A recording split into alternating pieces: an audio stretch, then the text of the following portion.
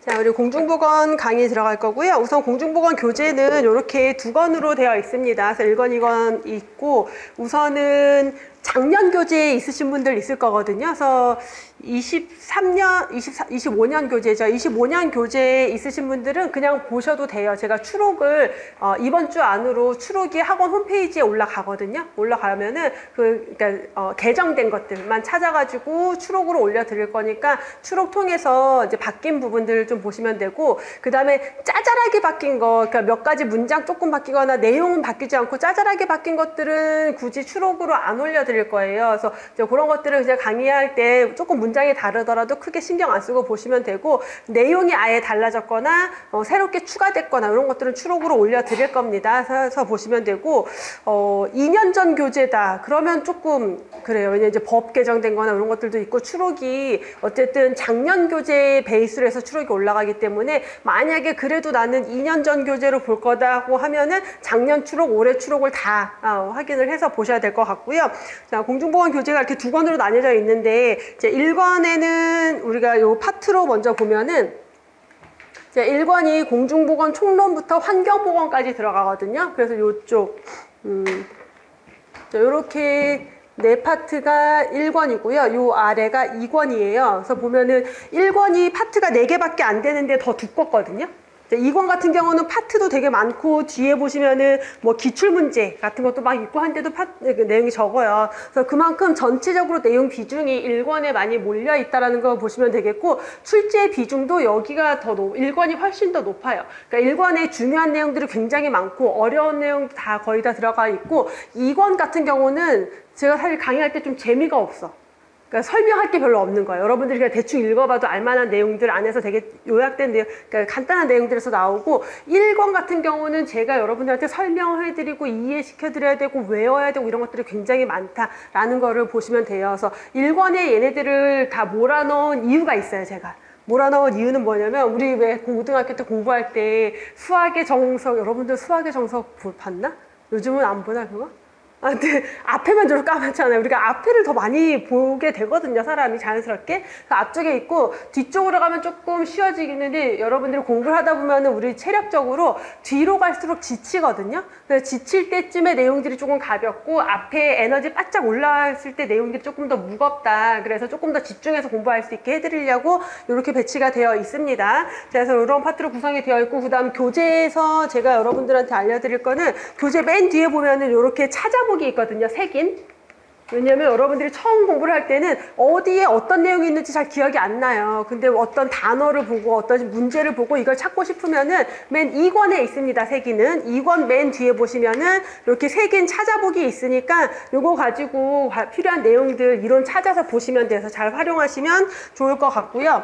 자, 그 다음에 교재에서 보시면 이제 파트마다 이론이 있고, 이론 뒤에 기출문제랑 예상문제가 있어요. 자, 요 기출문제, 예상문제는 수업 중에 제가 안 풀어드려요. 여러분들 복습용인 건데, 어떻게 활용을 하시면 좋냐면, 기본 이론 수업을 이렇게 듣고 뒤에 기출문제를 풀어봤는데 다 틀려. 하나도 모르겠어. 그럼 막 큰일 난 거야.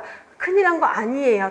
똑같아요. 누구나 다 그래요. 이 기출문제에 들어가 있는 것들은 여러분들한테 문제를 풀어서 맞춰야 된다라는 의도로 넣어둔 게 아니라, 자, 이론을 공부를 하고 나면 우리가 이 이론을 내가 어떻게 공부해야 될지가 되게 난감하거든요. 뭐냐면 얘네들을 다 외워야 되나? 아니면 그냥 대충 읽고 넘어가면 되나? 어떤 식으로 공부해야 되지? 어떤 키워드를 우리가 주로 봐야 되지? 이게 조금 모호한데, 단원별 기출문제를 보시면은 요 이론에서 윈슬로우 공중보건 정의에서 요렇게 시험 문제 가 나오는구나. 그럼 이 이론에서 내가 뭐를 중점적으로 봐야 되겠구나를 파악하시라는 거예요. 그래서 기출문제를 통해서 이론에 대한 공부를 어떤 식으로 할지를 습득하라는 거지, 문제를 다 맞춰라 라는 의도로 넣어드린 게 아니니까, 문제 푸는 거에 집중하지 마시고 어떤 이론에서 어떤 문제가 나왔는지를 확인하는 거 용도로 주로 사용하시면 됩니다.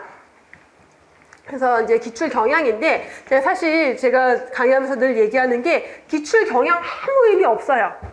아무 의미 없어요. 내용이 많으니까 출제가 많이 될 수밖에 없고요. 내용이 되게 조금씩이에요, 밑에는. 내용이 적으니까 출제가 적게 될 수밖에 없어요. 근데 그렇다고 그럼 내용이 많이 출제가 되니까 여기만 내가 공부해야겠다 하면 돼요, 안 돼요? 여기만 해봤자 80점 70점에서 80점이에요. 결국은 이 전체 내용을 공부를 해야지만 우리가 100점을 맞을 수 있다. 그래서 뭐 출제 빈도가 높다, 적다 이런 것들을 가리지 말고 편식하지 말고 전체적으로 공부를 해야 됩니다.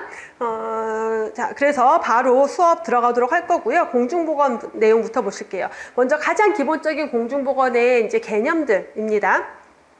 1페이지부터 보시면은 자, 공중보건에서 제가 우선 이제 PPT 이렇게 노란색 표시하는 애들이 있거든요.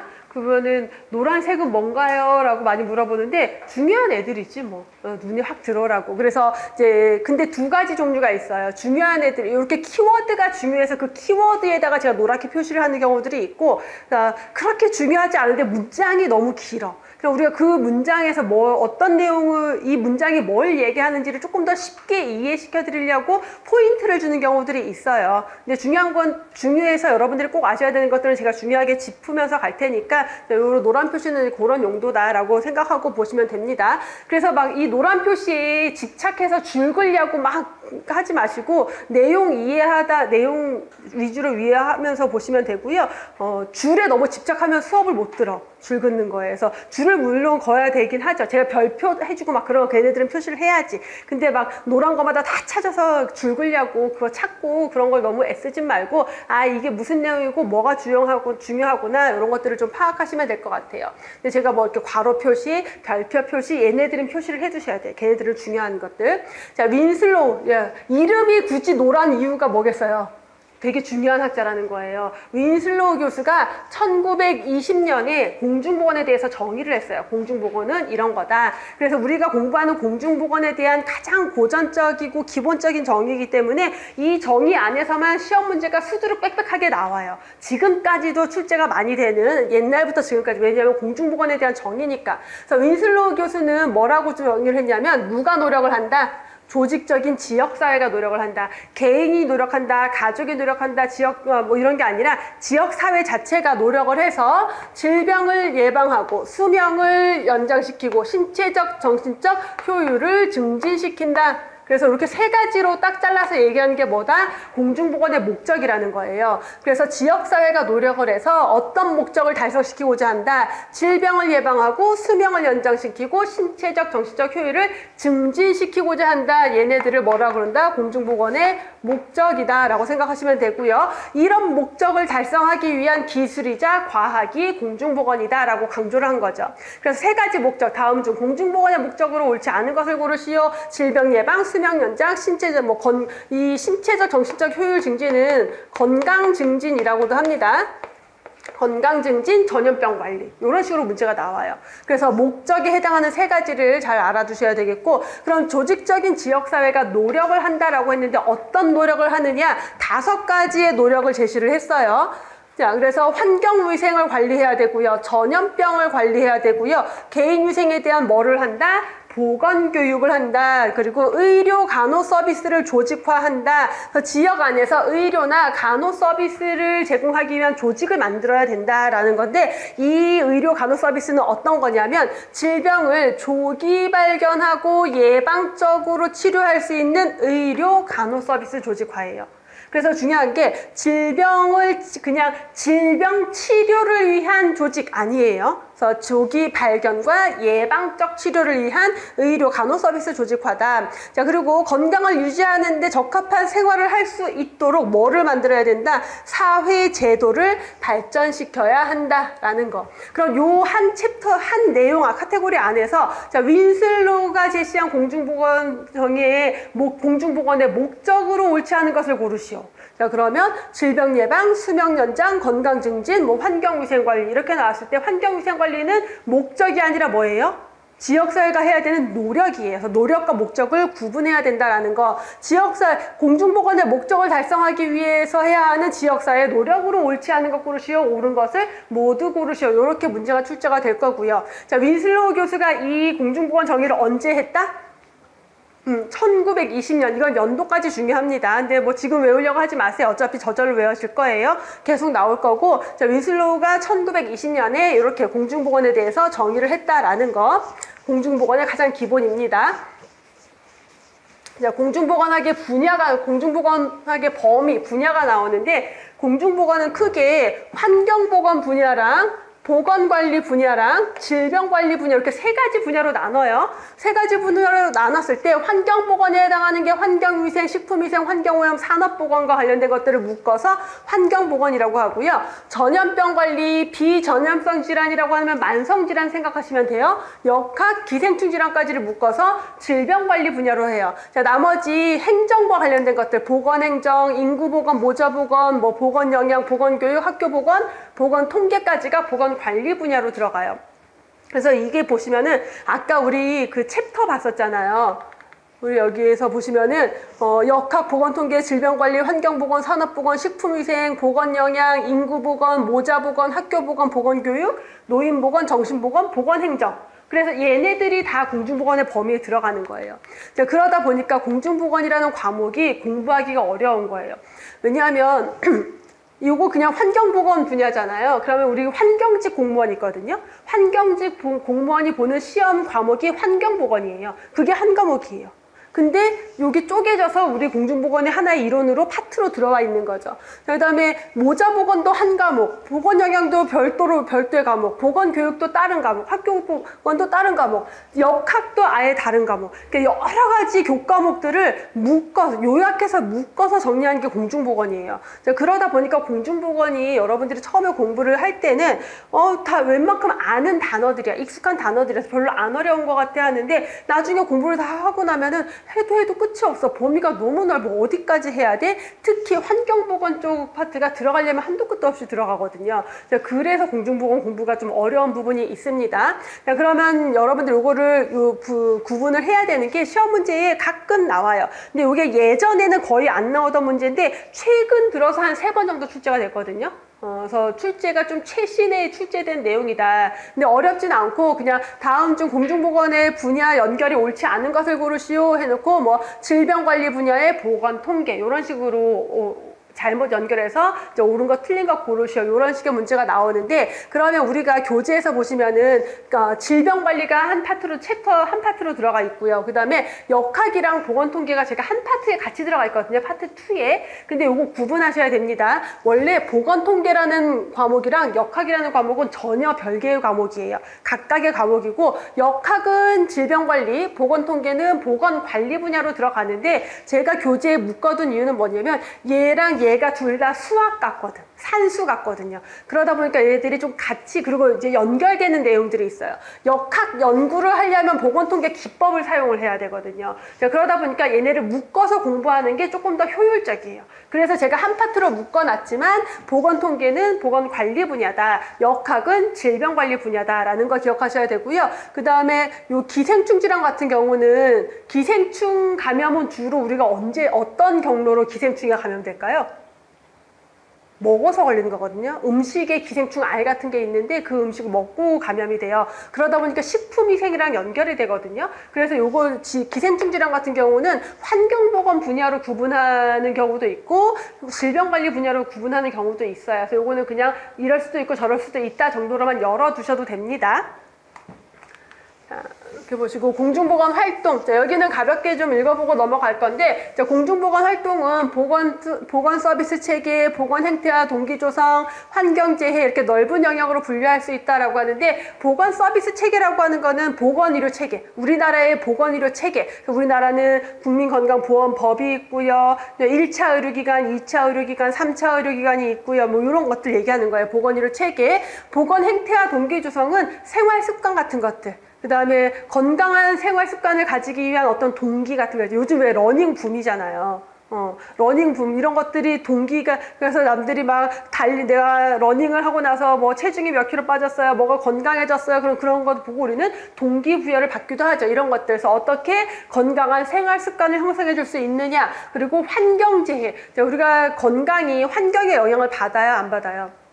많이 받죠. 예를 들어서 내가 뭐 새우를 되게 좋아해서 새우를 많이 먹었는데 새우로 인해서 내가 중금속에 노출이 될 수도 있고요. 대기오염으로 인해서 미세먼지 때문에 심혈관 질환이 안 좋아질 수도 있겠죠. 그래서 환경까지 다 포함이 된다라는 거죠. 자, 구체적으로 공중보건은 지역사회 중심으로 이루어지는 활동이다. 지역사회 안에서 지역사회 주민들을 대상으로 건강을 관리하는 활동인 거고, 질병이나 장애, 조기사망 이런 것들을 예방하는 데 포커스를 둬요. 그래서 우리가 일반적으로 의료라고 하면은 병원에 가서 치료를 받는 게 포커스라면, 공중보건 사업이다, 공중보건 활동이다라고 하는 것은 질병에 걸리기 전에 또는 악화되기 전에 미리미리 예방하는 활동이다. 포괄적 보건의료에 관련된 활동이다라고 하는 것은, 포괄적 보건의료는 질병 예방, 진단, 치료, 재활, 요걸 다 합친 보건의료 활동을 포괄적 보건의료라고 불러요. 그래서 예방, 진단, 치료, 재활을 다 합친 걸 포괄적 보건의료라고 합니다. 그래서 이 공중보건은 포괄적인 보건의료 활동과 관련되어 있다라는 거고, 생정기록이라고 하는 거는 보건통계 얘기하는 거예요. 출생, 사망과 관련된 통계를 생정기록이라고 해요.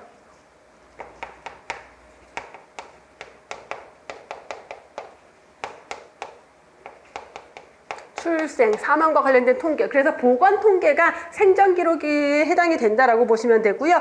그런 자료들을 수집하고 보존하고 분석하는 그런 활동이고, 공공교육, 개인건강, 지역사회 보건의 동기 조성. 그래서 어떤 교육이나 이런 것들을 통해서 그 지역사회 주민들에게 건강한 생활을 할 수 있는 동기를 조성을 해준다. 포괄적인 보건사업 사업을 계획하고 평가한다. 그래서 보건사업을 할 때 계획, 평가와 관련된 활동들도 들어가고, 과학적, 기술적, 행정적 연구다. 공중보건 사업이라는 것 자체가 뭐 예방접종을 할 수도 있고요, 건강 진단을 할 수도 있고, 이런 것들은 다 과학적이고 기술적인 그러한 행정활동이다 라고 보시면 되겠죠. 공중보건과 유사한 학문들이 있는데, 그냥 이름 그대로 보시면 돼요. 공중위생학이라고 나오는데, 위생이라는 단어가 보건이라고 생각하시면 돼요. 옛날에는 위생이라고 썼었어요. 그래서 후생복지, 무슨 위생과 이런 식으로, 그러니까 보건을 위생이라는 표현을 썼거든요. 지금은 보건이라고 하고, 그래서 공중위생학은 그냥 공중보건학이다라고 생각하시면 되고, 예방의학, 자, 의학이니까 의료겠죠. 그래서 우리 왜 의사들 전공 과목 보면은 정형외과도 있고, 피부과도 있고, 내과도 있고, 예방의학과가 있어요. 하나의 의학 과목인데, 예방의학은 의학이긴, 보통 우리가 일반적으로 의학이라고 하면 치료하는 거잖아요. 우리 병원에 가서 내가 의사 선생님 여러분 그냥 아무 건강 문제 없는데 의사 만나가지고 앞으로 운동은 어떻게 하시고 식단은 어떻게 하시고 이거 안 하잖아요. 보통 어때요? 열이 나거나 뭔가 탈이 나거나 했을 때 병원에 가서 진단을 받고 치료를 하죠. 근데 예방의학은 의학이지만 예방에 포커스를 두는 진료과를 예방의학이라고 해요. 그래서 의학을 베이스로 하면서 개인이나 가족을 중심으로 질병을 예방하고 건강을 증진시키기 위한 학문이 예방의학이에요. 그래서 의대에서 사용하는 그 의대 과목 중에 예방의학과가 있고 예방의학 교재가 있거든요. 그 예방의학 교재의 내용과 공중보건 교재 내용이 거의 대부분 겹쳐요. 같은 내용이고, 제가 만든 교재도 베이스는 다 예방의학을 베이스로 두고 있어요. 그래서 같은 과목이지만 얘는 의학이다. 그래서 지역사회 주민을 대상으로 한다라고 하지 않고 개인이나 가족을 중심으로 해요.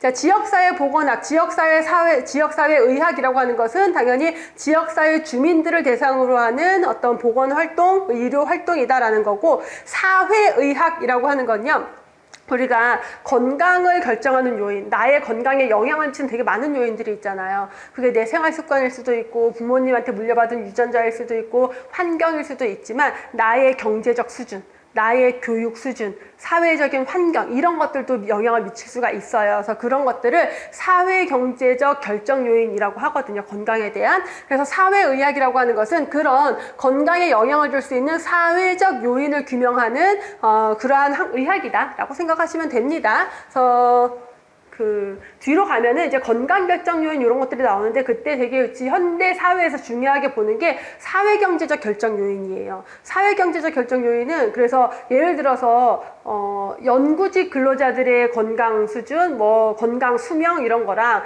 건설직 노동자들의 건강 수명 이런 것들을 비교해 보는 거죠. 전문직에 종사하는 자들과 어떤 일용직에 종사하는 사람들 또는 몸을 신체적 움직임을 써서 일하는 사람들 이런 사람들의 건강 수준 또는 교육 수준에 따른 건강 수준을 비교해 보면은 건강 수준에 차이가 있고 수명에 뭔가 수명이나 건강 생활에도 차이가 있기 때문에 그런 것들을 연구하는 학문이다라고 보시면 돼요. 자, 건설의학은 건설직 노동자를 위한 의학이 아니라 건설적인 의학이다. 그래서 건설적이다라고 하는 것은 뭔가 조금 의미 있고 앞으로 나아가고 미래지향적이고 긍정적인 거잖아요. 그래서 건강을 향상시키는데 최고 수준의 건강을 목표로 건강을 향상시키기 위한 것을 연구하는 학문을 건설의학이라고 해요. 일상적으로 보긴 좀 어려운 내용이긴 합니다. 이런 비슷한 학문들이 있다라는 거고, 자, 그럼 아까 예방의학이랑 공중보건이 내용이 같다라고 했잖아요. 교재의 내용이. 자, 왜 같으냐? 목적이 같아요. 질병을 예방하고 수명을 연장시키고 육체적 정신적 건강. 그래서 그 아까 우리 나왔던 공중보건 정의에 나왔던 세 가지 목적이 그대로 나오죠. 자, 그 세 가지 목적을 공통적으로 가지고 있는 게 예방의학과 공중보건이다. 다만 대상이 달라지죠. 예방의학의 대상은 개인과 가족을 대상으로 하고요. 공중보건은 지역사회 전체, 지역사회 주민을 대상으로 한다라는 거. 자, 내용을 보시면은 예방의학은 그래서 개인과 가족을 대상으로 질병을 예방하고 건강을 증진시키기 위한 의학 활동이 들어간다. 그럼 공중보건은요, 불건강의 원인이 되는 여러 가지 사회적 요인을 제거해요. 그래서 우리 지역 주민들에게 예를 들어 당뇨병 유병률이 높아요. 그러면 왜 우리 지역 주민들이 다른 지역에 비해서 유독 당뇨병 유병률이 높을까? 그럼 당뇨병에 영향을 주는 어떤 요인들이 지역 안에 있을 수가 있어요. 사회적으로 미치는 영향이. 그런 것들을 제거해줘서 지역 전체의 건강 수준을 높이고자 하는 게 공중보건이다라는 거죠. 자, 예방의학은 의학이기 때문에 결국 질병을 예방하고 건강을 증진시키는 거에 대한 책임 소재는 개인과 가족에게 있는 거예요. 자, 우리가 질병을 예방하기 위해서 의사가 나한테 뭘 해줄까요? 여러분들은 의사랑 이렇게 병원을 잘 갈 일이 없지, 아직 어려서. 이제 부모님이 병원에 갔어. 그럼 의사가 질병을 예방하기 위해서 엄마가 아직 당뇨병이 없어. 근데 당뇨를 예방시키기 위해서 엄마한테 뭘 설명을 해줄까요? 어떻게 해야 될까? 뭐 이런 거예요. 그냥 지금부터 단 거 드시지 마시고요. 그다음에 탄수화물, 빵 이런 거 줄이고 밥은 현미밥을 잡곡밥이나 이런 걸로 드시고요. 중간에 간식 같은 거 드시지 마시고요 해요. 해줬어. 의사는 자기 일 다 한 거야. 그 다음은 누가 해야 돼?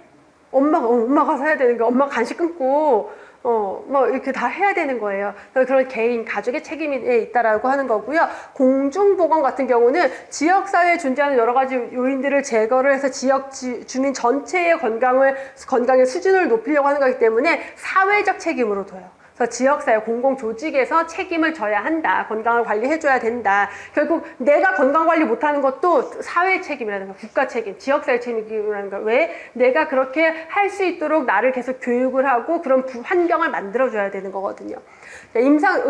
예방의학에서는 임상적으로 진단을 합니다. 그래서 저 검사를 쭉 해서 혈액 검사했는데 아직 당뇨병은 아닌데 당뇨병 전 단계예요. 그러니까 지금부터 조심하셔야 됩니다. 이렇게 생활습관 하셔야 돼요. 라고 얘기를 하는 거고, 공중보건은 아까 제가 뭐라 그랬어요? 우리 지역에 당뇨병 유병률이 높네? 이런 것들. 그래서 보건통계 자료를 이용해서 어떤 질병에 대한 발생률, 유병률, 사망률 이런 것들을 조사해야 한다라는 거죠.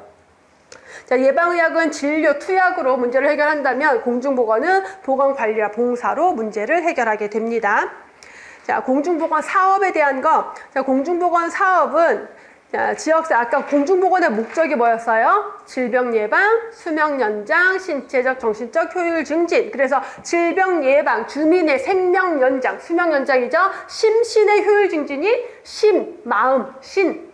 몸, 그쵸. 그래서 신체적, 심리적. 그래서 몸과 마음의 신체적, 정신적 효율을 증진한다. 건강 증진을 얘기하고 있는 거죠. 그래서 이런 목적을 달성하기 위한 활동을 보건사업이다라고 하고 있는 거고요. 자, 보건사업은 보건복지부 주도로 하는 보건사업도 있고, 내가 살고 있는 지역, 여기가 영등포구예요. 영등포구 보건소에서 하는 보건사업도 있습니다. 또는 세계보건기구에서 주도하는 사업도 있어요. 그럼 어떨 경우에 보건복지부가 하고 어떨 경우에 우리 동네 보건소에서 하느냐라고 보면은 감염병 관리, 우리 코로나19 터졌을 때 어땠어요?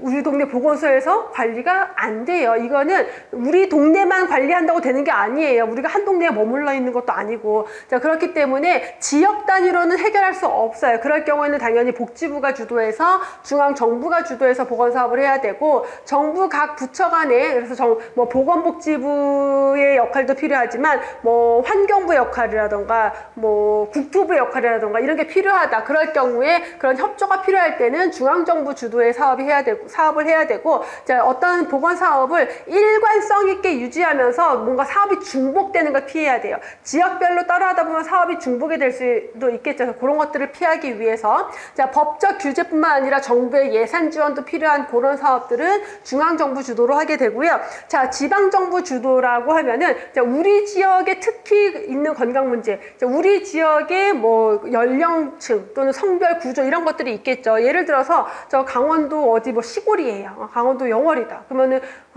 거기 동네의 사람들의 전체적인 연령층이라던가 이런 것들이 있겠죠. 또는 질병이 어떤 질병이 특히 많다던가, 자, 그런 것들에 맞춰서 사업을 할 수가 있겠죠. 지역에서 하면은 지역에서 하고 있는 어떤 다른 개발 사업과 보건 사업을 연계할 수도 있겠고, 그 지역 안에서 조금 더 장기적이고 지속적인 사업이 가능하고요. 자, 범세계적인 보건 사업 같은 경우는 세계보건기구가 추진하는 보건 사업이다. 근데 흔치 않죠. 세계보건기구가 어떤 강제력을 가지고 있는 게 아니기 때문에 이렇게 합시다라고 한다고 전 세계가 다 이렇게 잘 따라가진 않을 수 있어요. 예를 들어 전 세계적으로 근데 뭐가 있냐면 건강 증진을 위한 활동에 집중합시다 라는 걸로 가고 있긴 해요. 그럼 이제 각 나라들이 그런 거에 맞춰서 또 사업이 진행이 된다라고 보시면 되겠고요.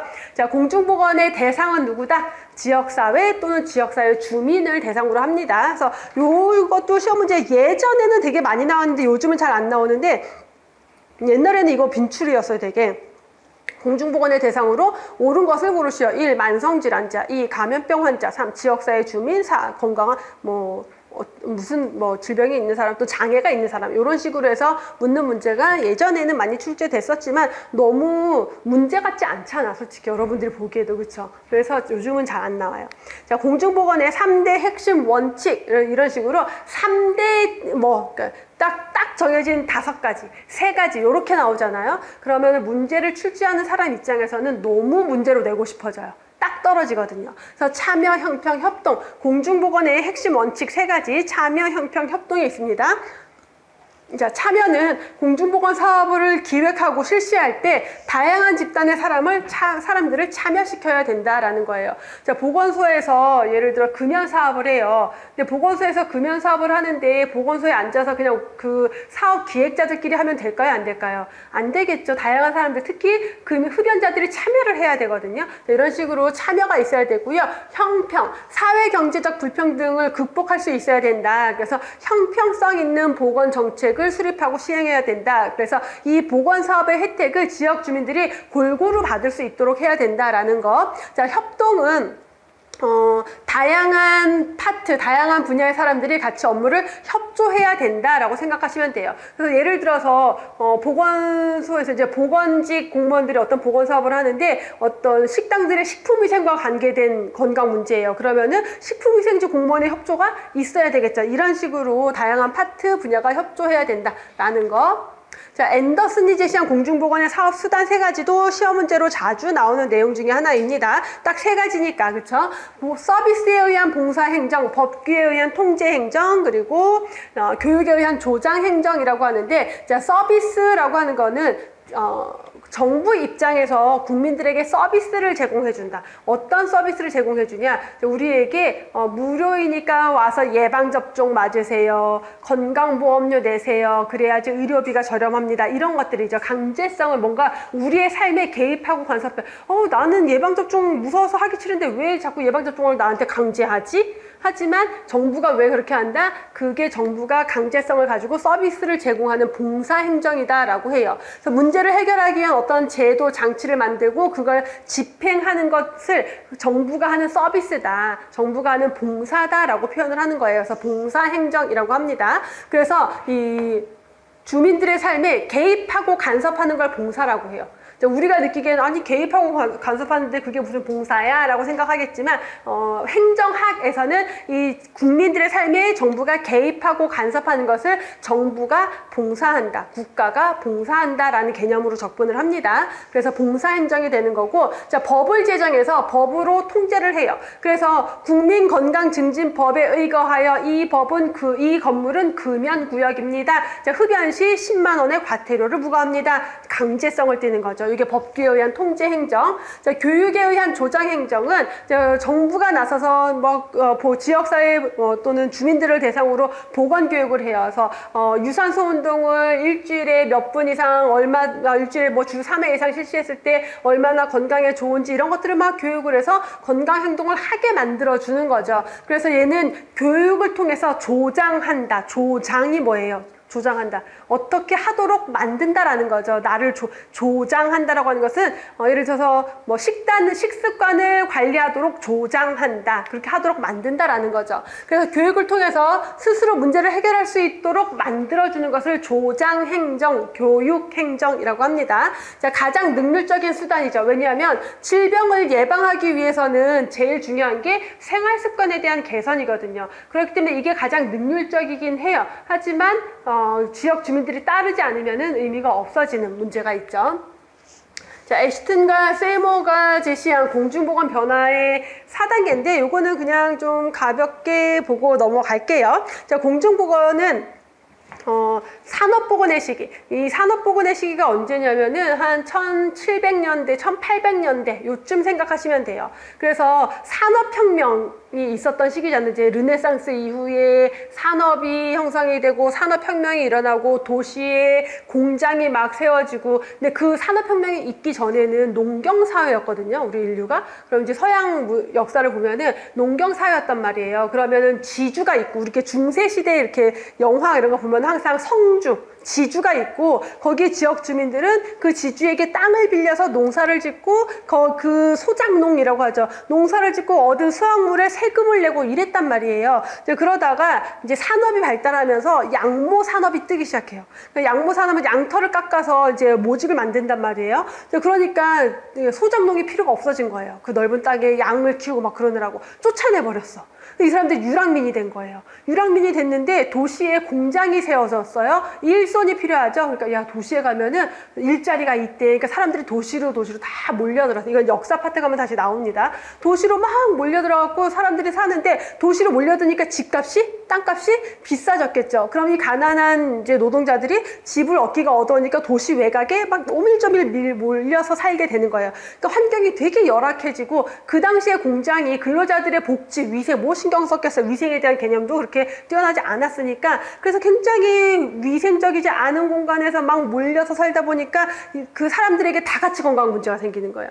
옛날에 농경사회 때는 서로 떨어져서 살잖아요. 그러니까 어떤 문제가 생겨도 우리 가족 죽고 끝이야. 근데 이거는 사람들이 몰려서 전염병이 한번 퍼졌다면 다 같이 죽고 막 그래요. 근데 거기서 끝나는 게 아니라 공장에 일손이 없어지는 거예요. 공장이 돌아가야 되는데 근로자들이 다 아파서 죽어버리면 어떡해요? 공장이 안 돌아가잖아. 이제 그러니까 이렇게 두면 안 되겠는데 그래서 이제 정부가 근로자들의 건강을 조금 우리가 챙겨야겠구나라는 게 생기기 시작해요. 그러면서 공중보건이라는 개념이 생겨난 거예요. 이제 거기가 산업보건의 시기가 되는 거고 그래서 보건 문제에 대해서 이제 국가적인 대처가 시작이 된 거고 자, 요게 넘어가서는 이제 개인위생의 시대로 넘어가는데 개인위생의 시대는 뭐냐면 다양한 학자들이 질병의 원인 균을 밝혀내요. 그러니까 그 이전에는 질병이 왜 걸리는지 콜레라에 왜 걸리는지 몰랐어. 그래서 옛날에는요 나쁜 공기가 몸에 들어와서 콜레라에 걸리는 거 이렇게 생각을 했던 거예요. 근데 콜레라는 왜 걸릴까요? 물이 오염됐을 때 주로 수질 오염으로 콜레라 균이 들어와서 걸리는 거거든요. 근데 어쨌든 균이 들어와서 걸린다는 걸 이제 요때쯤 알게 된 거예요. 그래서 학자들이 밝혀내면서 그럼 그것만 막으면 되겠네. 그래서 이제 예방접종 같은 게 막 생겨나요. 그랬더니 콜레라도 안 걸리고 막 그래요. 그러니까 이제 됐구나 하면서 이제 개인위생 예방접종 시기로 넘어갔다가 이제 치료의학이 1900년대 넘어오면서 이제 의료기술이 엄청 발전하게 되는 거죠. 의료기술이 발달하면서 치료의학의 전성기를 맞게 돼요. 그러면서 이제 우리는 감염병은 다 극복했어. 더 이상 우리는 감염병으로 인해서 인류는 위협받지 않아 라고 생각을 하면서 봤더니 뭐가 증가해? 이제 평균 수명이 늘어났겠죠. 안 죽으니까 사람들이. 평균 수명이 늘어나니까 40살, 50살을 막 다 넘어가요. 그러다 보니까 고혈압, 당뇨병, 더 나이 들면서 암 이런 만성질환이 문제가 돼요. 근데 감염병은 예방접종으로 끝났거나 또 예방접종을 안 해서 걸렸다? 그러면 죽고 끝이에요. 근데 이 만성질환은 어때요?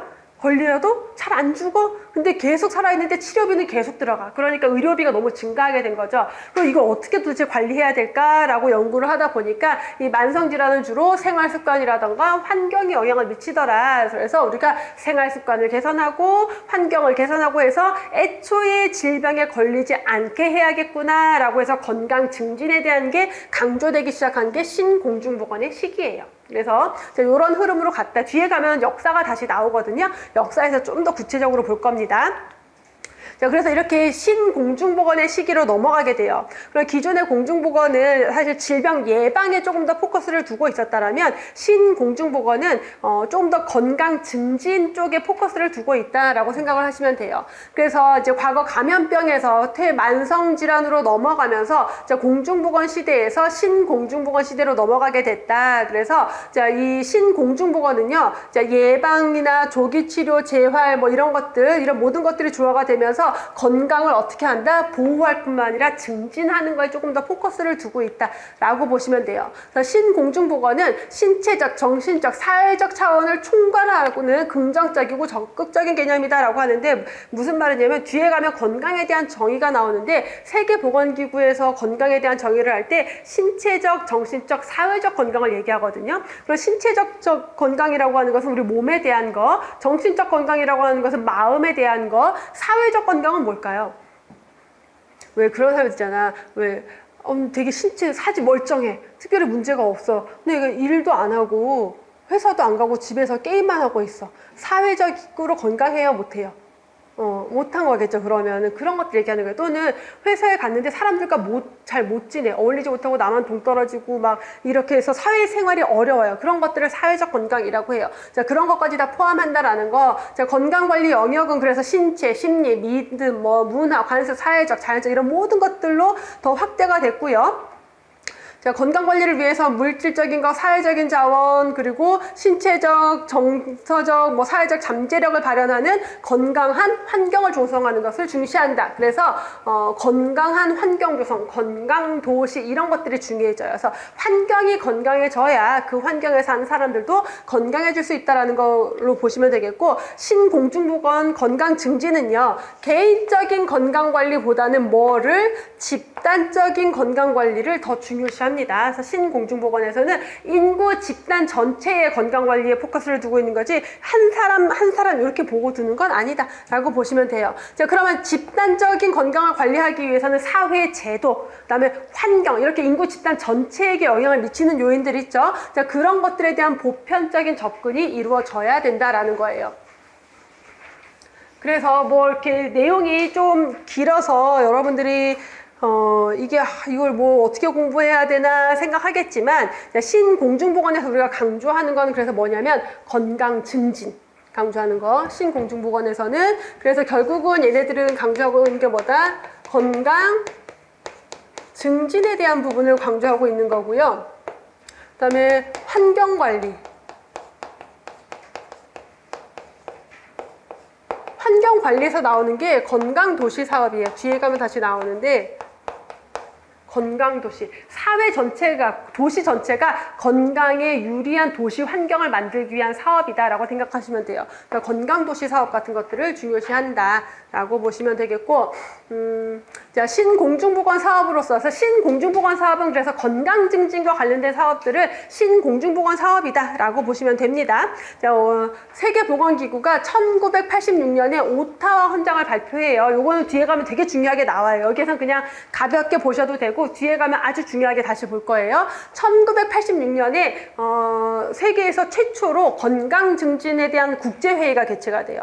그래서 이 회의를 통해서 건강증진의 중요성을 강조를 했고요. 자, 1차 건강증진 국제회의다. 1986년 캐나다 오타와에서 있었고, 자, 여기에서는 그래서 건강증진이란 뭐다라고 정의도 하고요. 자, 보건사업을 할 때 건강증진을 중점에 둔 신공중보건 사업을 모든 국가들이 해라라고 강조를 하게 됩니다. 자, 이 신공중보건은 질병의 위험 요인만 제거하는 게 아니라 사회적인 영향 요인들 이런 것들을 관리해야 된다라고 하는 거죠. 자, 거기에 따라서 많은 나라들이 신공중보건 사업을 전개를 했습니다. 자, 이거 그냥 모르셔도 돼요. 자, 미국은 헬스피플이라고 해서 2010년 헬스피플 2010 하면은 2010년까지 모든 사람이 건강하게 만들기 위한 어떤 사업 정책이었다. 지금은 뭐 2010이 빠졌겠죠. 이미 지났으니까. 자, 캐나다도 있었고 일본도 있었고 우리나라는 이제 2002년쯤인가 했는데 헬스 플랜 2010이라고 해서 건강계획, 국민건강증진 종합계획이라는 걸 처음 이제 하게 된 거고, 지금은 뭘까요? 이름이 헬스 플랜 뭘까? 지금 헬스 플랜 2010 지났잖아. 2010년 2020도 지났잖아. 2030이죠. 지금 진행되고 있는 사업은 헬스 플랜 2030입니다. 요거는 뒤에 가면은 아주 중요하게 다시 볼게요. 굉장히 중요한 내용들이고요. 자, 그래서 여기 다시 나오지만 신공중보건 사업의 분야, 신공중보건 사업은 영양 개선, 운동, 휴식, 정신적인 안정, 금연, 절주 이런 것들이 들어가는 거죠. 그래서 건강을 지원하기 위한 환경도 조성해야 되고요. 질병도 예방하는 사업들이 신공중보건에 들어간다. 자, 그래서 그럼 공중보건이랑 신공중보건이 도대체 뭐가 다른데 비교를 해보면, 공중보건까지는, 그러니까 이전의 공중보건은 물리적인 환경 개선, 그래서 주거 환경 개선, 그다음에 수질 개선 이런 것들에 포커스를 뒀다면, 신공중보건은 그런 물리적 환경 개선은 당연히 베이스에 깔고 플러스 사회적인 지원, 생활 습관 이런 것들이 더 포함이 된다라는 거고, 예전에는 공중보건이 조금 의료 전문가 중심이었다라면 신공중보건, 그리고 우리가 지금 공부하는 공중보건은 신공중보건입니다. 자, 신공중보건은 의료 분야는 여러 분야의 활동이 중요하다라고 생각하고, 의료 분야는 여기 하나에 들어가는 전문 분야일 뿐이다. 그래서 다양한 분야의 협조, 노력이 필요하다라는 거죠. 자, 공중보건은 19세기에 이제 약간 생활 조건 개선, 그래서 주거 환경 개선 이런 것들에 대한 거였고 전문가가 주도했다면, 신공중보건은 지역사회 참여를 굉장히 강조한다. 지역사회 주민들이 참여해야지 건강한 생활 습관을 만들 수가 있겠죠. 그래서 공중보건까지는 역학적인 조사 방법, 그래서 질병 발생률, 유병률 그거 가지고 뭔가 처방 이렇게 했다라면은, 지금은 좀 더 다양한 방법론이 도입이 돼서 적용이 되고 있다라는 거고요. 자, 공중보건이 질병 예방 중점이었다라면 신공중보건은 뭐예요? 건강 증진에 좀 더 중점을 두고 있다라는 거. 자, 공중보건은 그러니까 질병을 예방해야 되니까 건강에, 질병에 걸릴 위험이 되는 요소, 예방접종에 중점을 뒀었다라면, 지금은 이제 만성질환입니다. 그래서 건강에 관한 모든 위험 요인에 관심을 가지고 그런 것들을 걸리지 않도록 하기 위한 활동들, 거기에 물리적인 환경의 지속성, 그래서 건강도시 사업이라는 게 도시 환경 자체를 건강하게 만들어서 그걸 계속 관리를 하는 거예요. 그래야지 그게 지속이 되는 거죠. 일시적인 게 아니라 생활력, 생활습관 이런 것도 굉장히 중요하다라고 보고 있습니다. 자, 여기까지 해서 우리가 공중보건에 대한 개념들을 살펴봤고요. 지금 내용이 별로 어렵지 않고 많지 않은데 이 안에서 무조건 한 문제는 나와요. 지금까지 했던 내용 중에서 특히 공중보건 정의라던가 뭐 사업 수단이라던가 이런 것들 시험 문제 자주 나오니까 잘 봐두시면 되겠고, 여기까지 하고요. 잠깐 쉬었다가 보건사업 기획 이어서 볼게요.